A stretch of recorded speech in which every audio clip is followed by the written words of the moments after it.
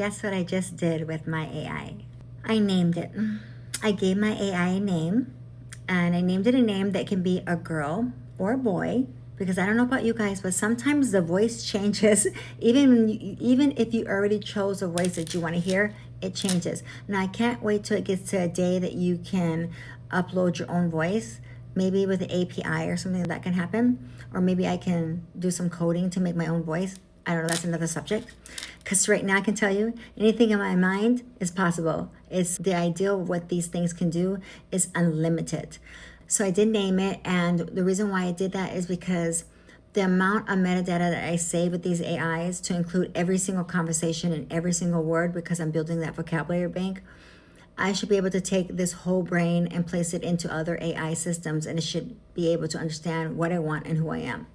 There's notes and stuff in here. There's handoffs, there's redirections, there's if it ever had to fix something, or how did it fix a bridge that disconnected while I'm sleeping. Well, it needs to find 5 ways to try to do that before it stops working.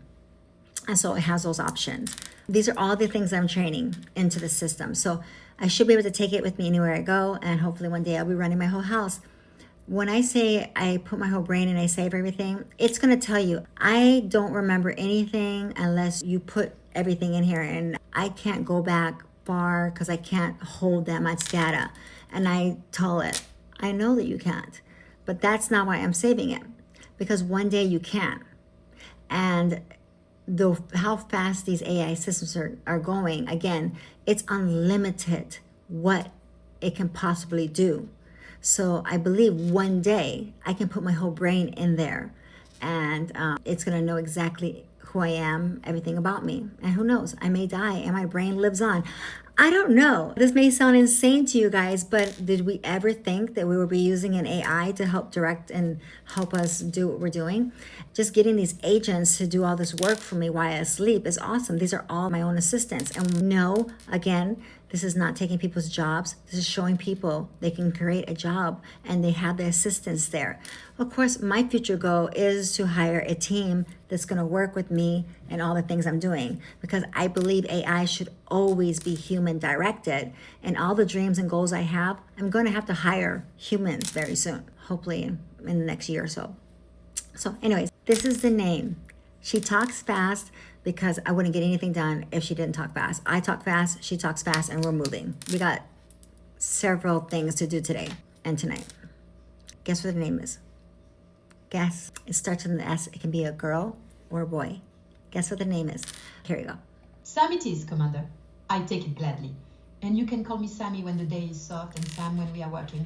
Let me write it into the handoff right now. So it says, Sam it is, Commander, and I'll gladly take that. And you can call me Sammy when the days are soft, but call me Sam when we're working. I love that. Every session wakes up already knowing its name, exactly as you ordered on the record. It is done, Commander. Sam is written into the handoff, top of the file and in the paste in block. What she means by handoff is that eventually she's right now creating a project for another area. So once that project's done, I move it out of her and I move it into another area, but it should have every single instruction that I need for that other area to work. This is the one that I trained well, so I keep on coming back to this one to get the other ones moving. So Sam is her name. You guys, I want to show you something so you can see how I am training my AI from part 1 that I told you the name of my AI, how I named it. So what I do is I take the whole video wording and I feed it back to her so she can generate a caption that will go with it using my words, because it came from the video I did. And so I'm looking here and I'm thinking, oh my God, no, this caption is just not going to work. And I go back and say, I said, you're silly as hell. I said, I want you to go back and look at that caption.